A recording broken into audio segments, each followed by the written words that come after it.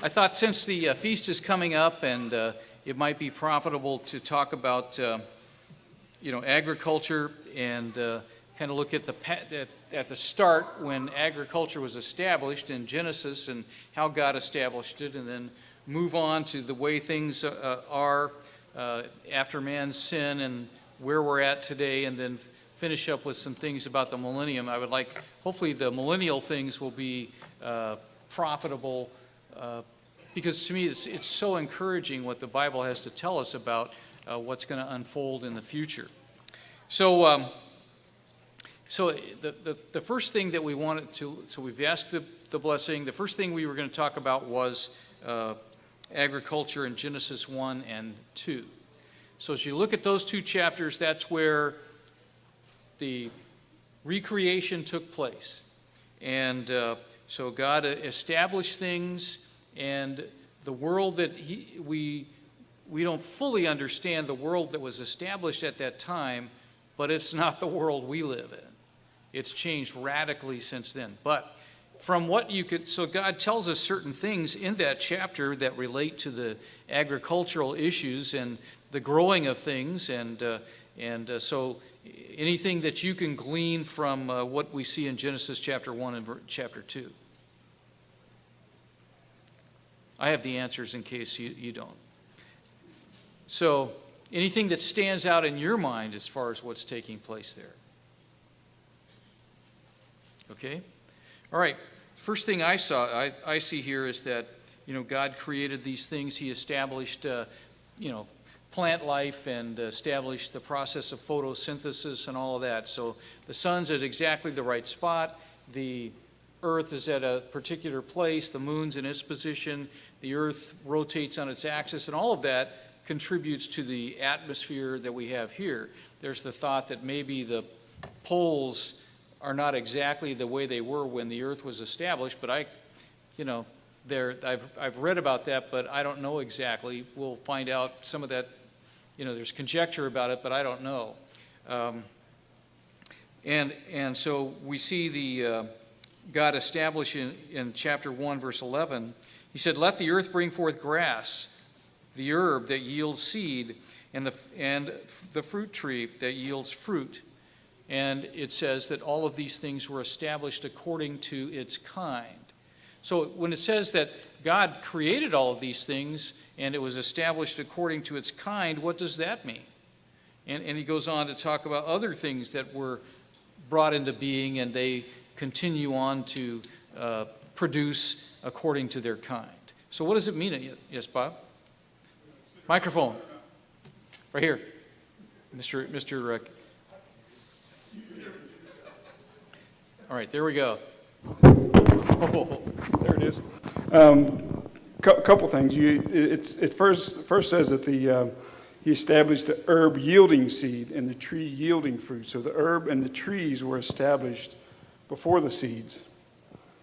Okay, and if you look over in verse 2, verse 5, it says, "And every plant of the field before it was in the earth, and every herb of the field before it grew." So the plants and the herbs were established first before the seeds, and then they yielded after their kind, right, through the seeds.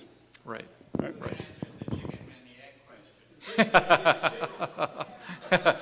Well, then you're still back to how those plants get there in the first place, So we all agree that God created them and established them, and they reproduce after their kind.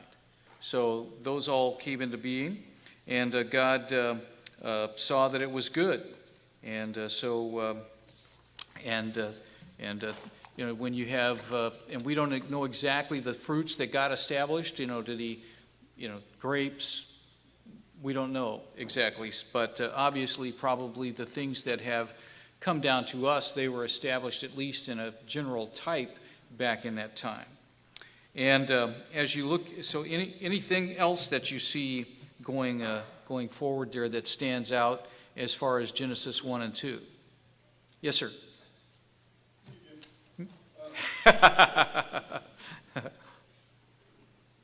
This way everybody can hear. If you look at Genesis 1 and verse 7, it says, "And God made the firmament and divided the waters which were under the firmament from the waters which were above the firmament. So there was actually a layer of water above the earth before the flood. If you look at 2 in verse 6, it says, "But there went up a mist from the earth and watered the whole face of the earth." So it hadn't rained yet. Yeah, and I've heard it explained. Yes, Mr. Schultz?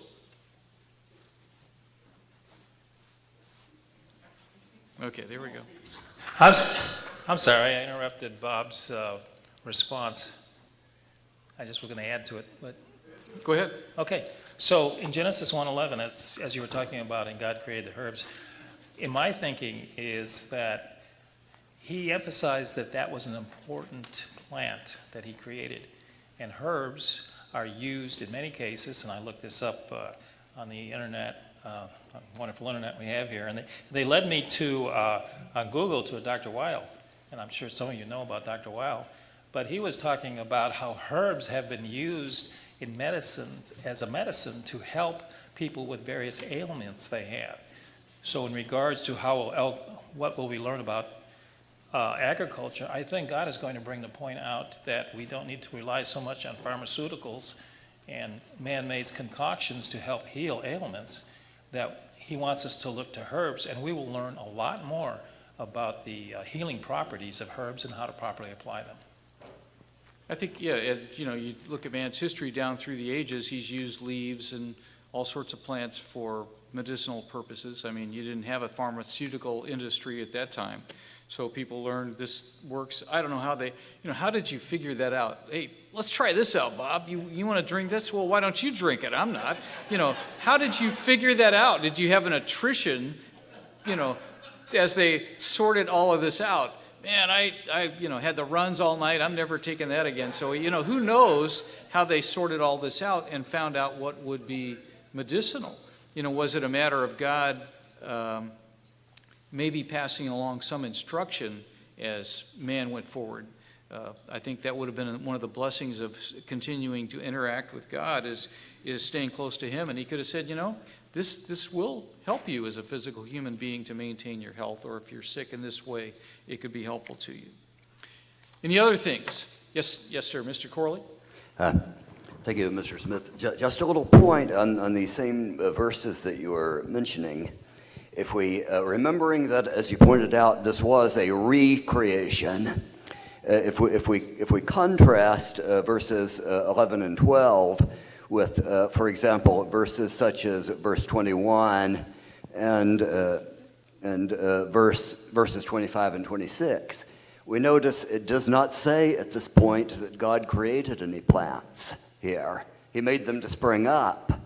Implying that quite likely the seeds or roots were already in the earth and had withstood the devastation that had gone on earlier, that those plants already existed, whereas animals and animals he had to recreate.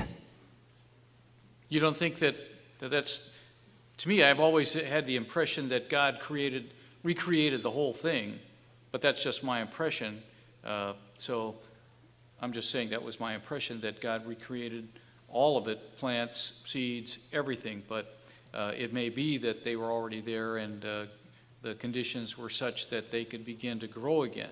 But if you look at it, basically there's tohu and bohu, so that was always my thought. That just wiped out everything. So there was no life there until God brought it about again, whether you're talking plants or fish or whatever. It's the Spirit of God moving on the waters that all brought it back. But that's always been the way that I looked at it. So what about moving along here? Because we could spend the whole hour on this. So anyway, which is a good thing. So anyway, moving on, it says that man was given dominion. So what does that mean? Yes? We're supposed to be the stewards. We're part of the creation, and we're supposed to take care of the creation. That's what he created us for, is to take care of, like Adam and Eve in the garden. Right. They were supposed to be there to tend that garden, and they wouldn't. Yeah, so they were given dominion, they were stewards, and they were to take care of the earth. So they were, and God they had a job, they had to tend and keep the garden, and that's still the standard. We are to tend and keep the garden, wherever we live, take care of it, watch out for it, and use it properly. And, that's where people look at that particular scripture and they say, well, yes, God gave man that, and then man has abused the earth, and God authorized man to abuse the earth. That was never God's intention. That's man going off the deep end, abusing the land or misusing things. That was never God's intention. But, God tells you at the end of chapter 2 that every tree grow. The Lord God made every tree that grew that is pleasant to the sight and good for food. So God made all of those things, and we can enjoy them, and we still do to a certain degree, although things have changed radically from then. My image of the Garden of Eden, is like the cluster of grapes that they got when they went into the land of Canaan.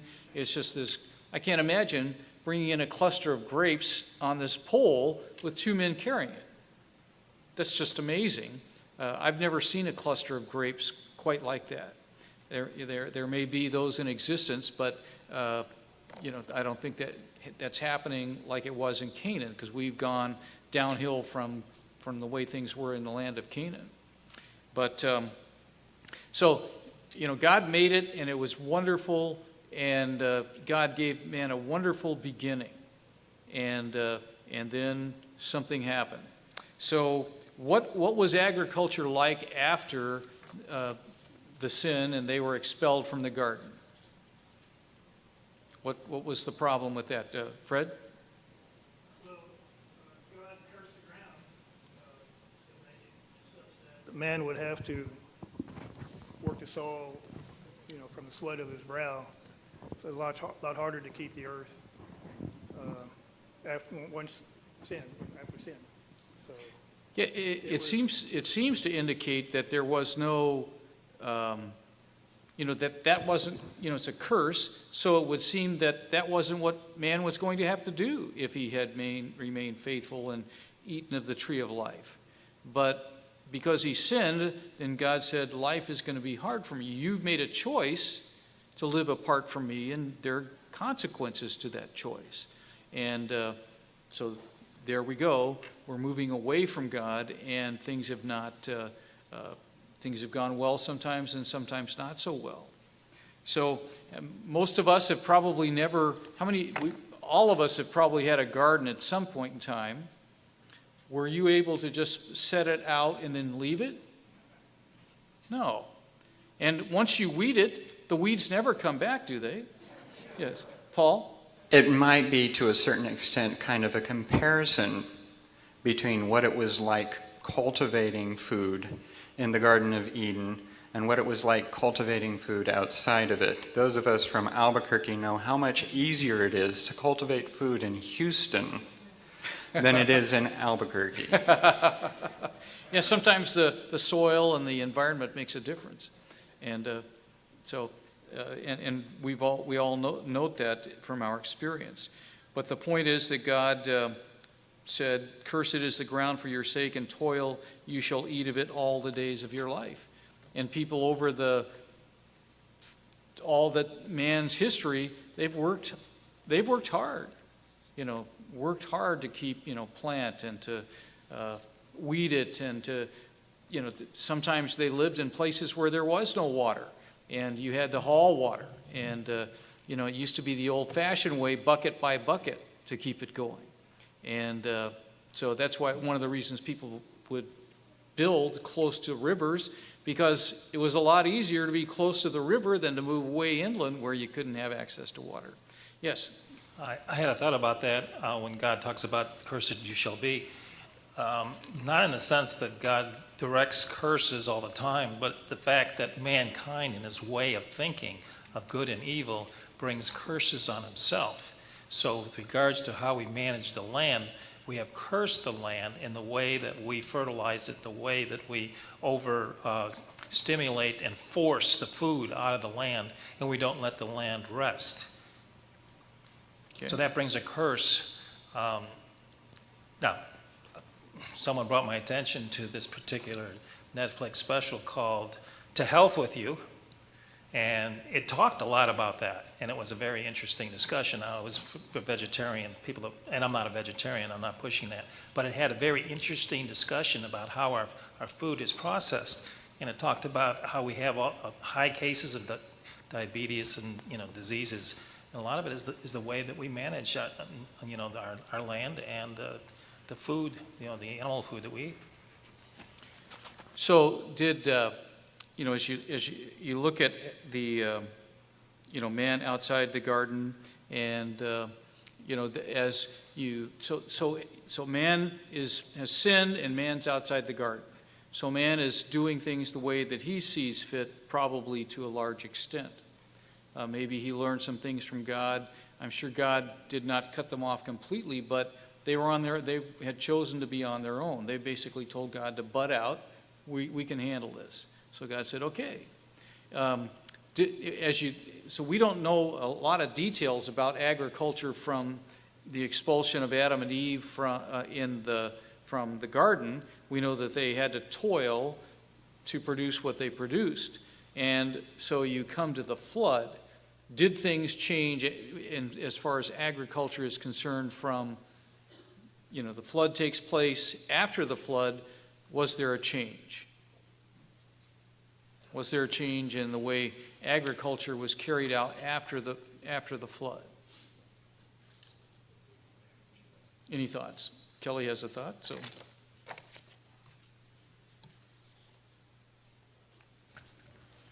Yes, because if you go over into Genesis 8 and verse, where is it? 21, and this is after Noah's offered made an offering to God after the flood. And it says, and the Lord smelled sweet savor, and the Lord said in his heart, I will not again curse the ground any more for man's sake, for the imagination of man's heart is evil from his youth, neither again will I smite any more every living thing as I have done. So at the same time that he promised not to flood the earth again, he seems to have lifted the pre-flood curse upon the ground. Okay. I had not thought of that. Yes, Sherry? But in the next verse, it says, while the earth remains, seed time and harvest, and cold and heat, and summer and winter, and day and night shall not cease. So the world still relied heavily on harvest seasons and such. So I don't know that it means it was the curse was lifted. The curse here is referring to the curse of the flood and destroying all of mankind all at one time. So the curse was the flood, possibly, and then he's going to allow things to continue on with the agriculture, and the man it's going to be hard for man to produce. And and you know, man has been subject to terrible things over the years, and I think there was a dramatic, basically the pre-flood world was destroyed. When the flood hit, the world that was before was destroyed. And so what came about after the flood was a very different world. And God wasn't going to flood it again, but that's where you think the poles changed and all of that kind of thing. And the atmosphere was different because man's life was shorter. And it's thought that because of the UV rays and the different things taking place there, because the atmosphere wasn't there, that subjected mankind to a shorter lifespan. And that eventually kicked in over time. So we see that, you know, it seems there was a change. You had the flood, and there was a change. So we've lived in that post-flood world, and that's the world we live in.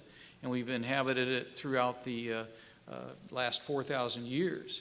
And, you know, man's history has been, you know, agriculturally, man depends on it, but it's been a hard 4,000 years. You know, did any of you live during the Great Depression?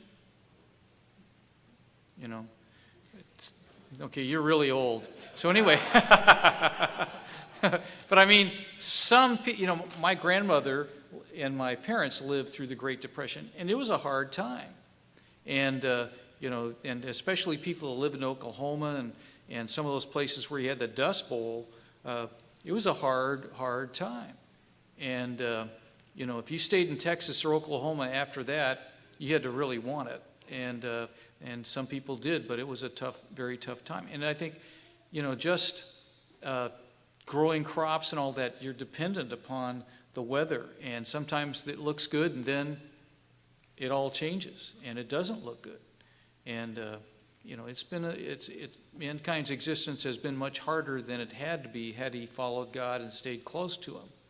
And so anyway, you look at agriculture since the flood, I think it did change to a degree, and so the world we live in is the post-flood world. So as you look at agriculture today, what do you note about it? What is the state of agriculture in 2017? Yes. Well, Hold on, Kenny. it isn't really the same in the aspect. If you look in Deuteronomy 24 and in Ruth, where the land was intended by the landowner for social good, where they would leave gleanings for the poor and needy, for the widow, the stranger, and the foreigner. Obviously, that we don't do that anymore. That's pretty much if you can climb. If you're in grabbing that stuff out of the corners of their field, they're probably going to be unhappy with they're you. not going to be happy with that. So I think that's one big aspect of it. But I think that it's interesting. And that's true. That's not a general standard. Yes, Paul. One of the other things that we also don't tend to take into account is how much that the United States has invested in economic stability across the world. If you don't have the stability to prevent armies from walking across your fields and looting all of your food, which is what you see in a lot of the war-torn countries, they can't grow crops because it's constantly being looted. But we are able to grow crops here in the United States and in Canada and Mexico and in other of the relatively stable countries because they don't have the same sort of instability that you see in places like Africa. Well, you look at Syria. How much are they growing in Syria with all of the upheaval and conflict and being gassed and bombs dropped and all that? It's you have war going on. You can't produce much. And that's been one of the blessings of the United States that has had, because it has been peaceful and we have been able to produce crops, and really those crops have been distributed to other parts of the world that have not had. We've been blessed in that way not to have war inflicted on our country. You look at Europe after World War II, it was a life or death situation. They didn't have food, and life was pretty precarious then. Any other thoughts about current agriculture? Yes, Jeff? With current agriculture of kind of taking God out of the picture as man has done, wanting to live forever, but just with all the GMOs, I mean, God, it even shows in Malachi to where, when people go back to, when Christ does return, the people that do not go up to and keep the feast, that he will deny them water for their crops. Agriculture, just growing my garden, and Fred, that grows even a bigger garden than I do, you realize every day the only way that you could survive if you were expecting to eat, if you don't get rain, you get pesticide, your family and yourself are starving. And that with today's agriculture, taking God out of the picture, genetically modifying foods that they cannot get harmed by pesticide, anything that they're in control of, but by that part also, if they've changed God's, what God intended, he tells you not to make any changes to things. He made everything perfect in its own way. So I think that man is trying to override God and trying to control things at this point. And I think that's, you had the Green Revolution back in, I think, the 60s, and so they began to modify crops and all of that with the intention of producing more food to prevent starvation. So the initial beginnings of all of that was to make sure that people would have food. You're not going to have people anywhere on the planet starving. And so the intention was good, but sometimes your intentions don't turn out so well because, God made things a certain way, and when you begin to modify it by putting, sea creatures into plants, that may not work out so well for you because that's not how God made them, to be digested and to produce good for you. It's like, I think different people have gluten allergies and all of this, and that's a product of how things have been changed. And it's not good for you, and we can't properly process it. And you have a growing segment of the population that's facing that. So, Rich, and then with Donna. That fulfills a statement God makes. There is a way that seems right unto a man, but the ends thereof is death. So it may seem right to have these all GMO products, but in the long term, it could end up in a lot of people dying from it. I learned from a gluten-free seminar in 2013 that when God created wheat, it only had 4 chromosomes. Now it has 46 or more because of all the adulteration they've done to wheat. And when we were in Iowa in 2008, all those cornfields were just filled full of fertilizers and everything.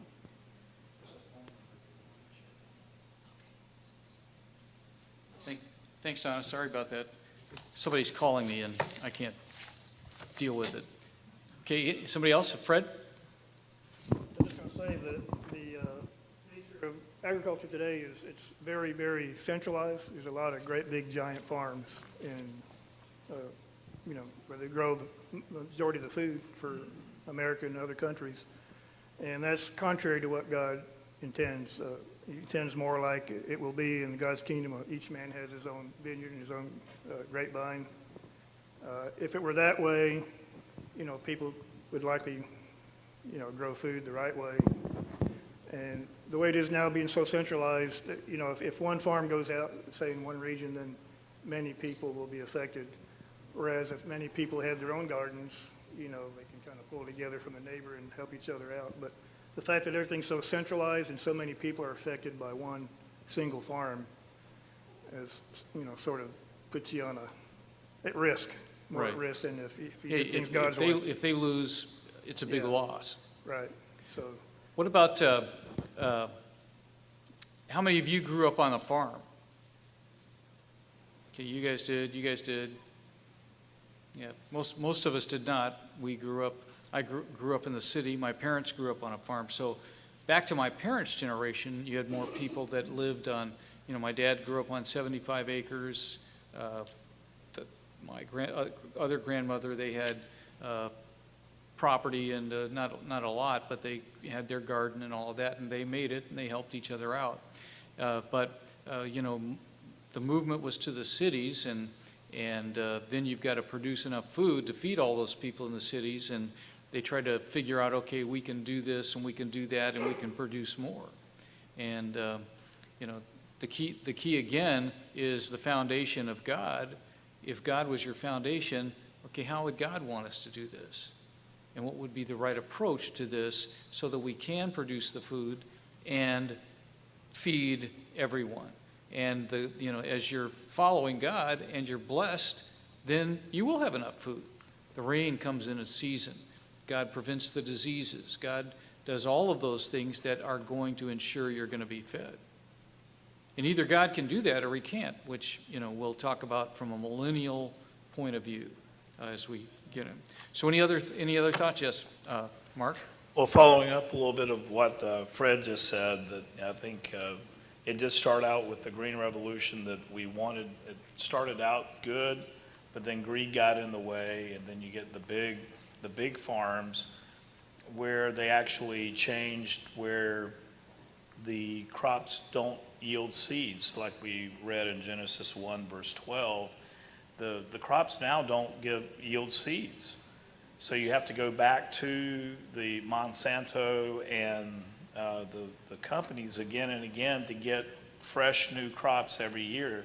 And they've actually, the mom and pops that had the seed bearing fruits or seed bearing crops, they've run them out of business because they're in direct competition. So it's all, man has messed it all up because of greed.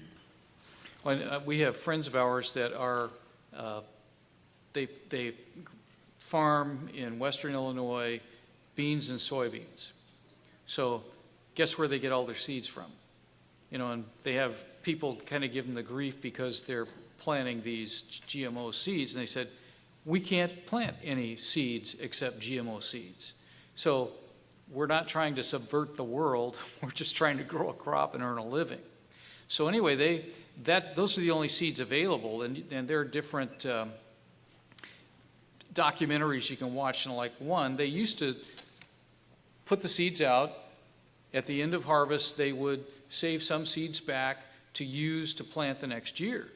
Well, Monsanto stopped that because some of their Monsanto seeds would, you know, corn especially, the air is blowing around, and so they would, if they found any Monsanto DNA in your beans or whatever, your corn, then that was it, they would shut you down. So you basically eliminated anybody that did that. You know, like they have, in tomatoes, you can buy the hybrid tomatoes, or you can buy some of the heirloom tomatoes, and you can save the seeds and you can use them to plant tomatoes the next year. So they still have some of those. They haven't changed all of that, but most of the things we have are hybrids, which hybrids can be brought about by genetic modification in the sense you let different strains intermix, and that's a natural process. But when you begin to try to mess with the natural process, I think it's when we get into trouble, and that's where we're at. We're actually making ourselves sick, I think, to a degree by some of the things we're using. I went to visit this lady, and she grew up on a cotton farm here in the Houston area.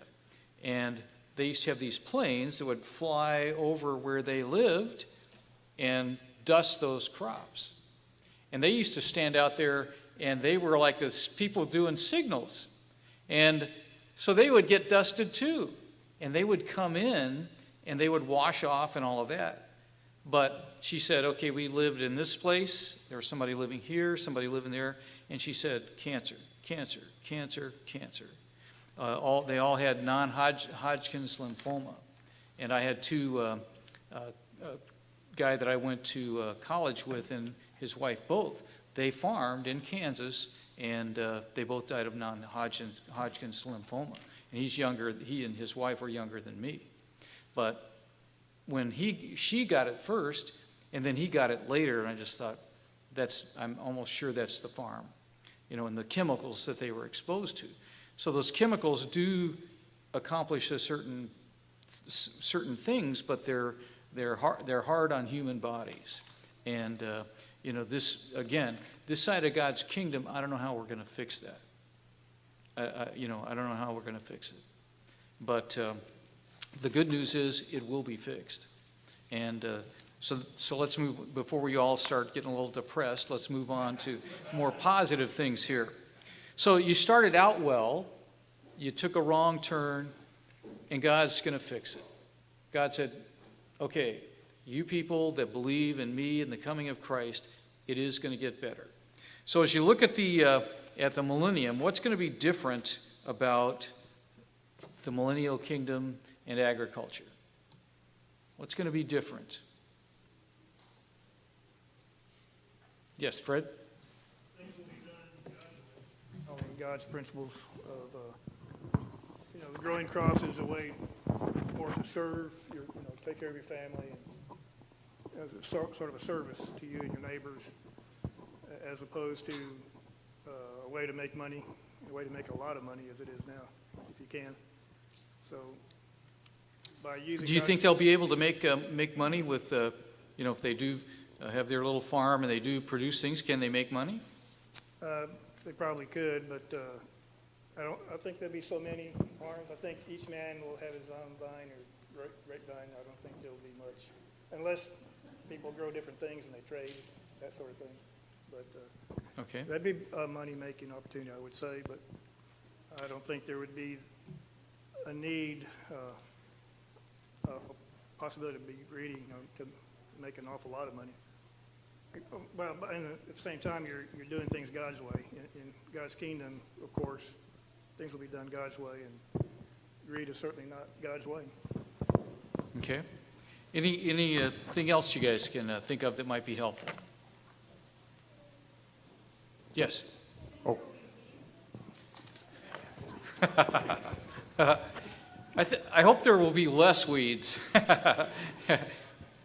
You know, I don't know, but I would say that I would see that, there's going to be a lot of upheaval at the end of the age, and this is just my opinion, that maybe there would be changes atmospherically, maybe pole-wise, and it would create a better environment for agriculture.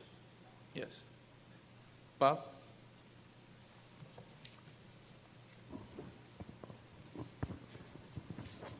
Thank you. In Revelation 22, I think it's extremely encouraging where it says that John has shown a pure water of life river, and that in the midst of it, on either side of the river, there were trees of life which bore 12 manner of fruits, yielding fruit every month, which we know of nothing like that today. And the leaves of the trees were for the healing of the nations, and I'm sure there's some figurative notions in there as well. But verse 3, and there shall be no more curse, which is something we spoke of earlier, I think that it shows us a very healed land and uses even the analogy of water from God's Spirit being the feeding notion for these plants. Yeah, I think there's a spiritual side to that, but I also think that there's going to be a physical side, because you see in places in the scriptures that tell us this water is going to flow and there will be healing. And, you're going to have a very different world, a very different mindset than what we experience today. As you think about, today, as you think about this, any other scriptures that you would might refer to in regard to that would be encouraging and give us some insight into what's coming? Yes, Mr. Corley. Amos chapter 3, Joel chapter 3, verse 18. Go ahead and read it. And it will come to pass in that day that the mountains shall drip with new wine, the hills shall flow with milk, and all the brooks of Judah shall be flooded with water. A fountain shall flow from the house of the Lord and water the valley of acacias. Plenty of water in chronically dry areas. Yes, you're going to have a very different. It's interesting as you look at the land of Israel. If you look at it, it looks pretty, it's dry and hot, and but underneath the surface is a lot of water. And because, you look at as Christ returns and the mount splits in two when he returns and the water begins to flow to the east and the west, where's that water going to come from? Obviously that water someplace, and it's going to boil up out of the earth at the time of Christ's coming. And it's going to bring about healing of the Dead Sea. If any of you have ever been to the Dead Sea, it is dead and there's not much, life there. But it's going to bring healing to the sea and healing to the land there. Any other thoughts? Yes, Mark? Well, in Isaiah 35, it talks about the wilderness and the solitary place shall be glad for them, and the desert shall rejoice and blossom as a rose. So, a lot of the different types of areas that don't produce and aren't green, I think, kind of go away, and you have a lot more areas that will be producing greenery and fruit and food. Yeah, I've always, many of the deserts are caused, like the California deserts, they're caused by, you've got mountains there, the water comes in from the west across the ocean, goes up the mountains, and it pours out all the water going up the mountain, and then when it gets to the other side, you may have clouds, but there's no moisture. So you have desert. But to me, you know, with the upheaval that is to come at the time of Christ's return, some of those mountain ranges that have forced the, you know, produced the rain on one side, and the other side is desert, that's not going to be the case. There will be water that will be able to get there. And I also, you know, it also talks about streams in the desert. I know one of the songs they sing at the feast about a river runs in Judea or something like that's always been one of my favorite songs because, you know, that's just the image that is portrayed there of a water in the desert and the desert beginning to bloom is such an encouraging symbol that we can focus on and take to heart. Any other things that you thought about?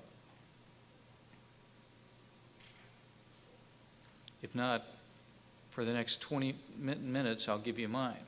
Anything else? Yes, Mr. Corley. Another one, if we think of Zechariah chapter 14, verse 18, talking about the Feast of Tabernacles, if the family of Egypt will not come up and enter in, they shall have no rain. They shall receive the plague with which the Lord strikes the nations who do not come up to keep the Feast of Tabernacles. If we think of what this verse implies, what would happen if in Egypt now with no rain? Nothing. They don't get rain anyway. They just got water from the Nile. That implies there will be rain-fed agriculture in Egypt during the millennium. Absolutely. You're going to have a completely, you know, as you look at one of the symbols we're all familiar with in Isaiah chapter 11, where it talks about the wolf also shall dwell with the lamb. And all of those symbols, the reason there's going to be a changed nature in the animal kingdom and also with mankind. As people prepare crops and do those kinds of things, there's just going to be a completely different attitude about the way they approach it.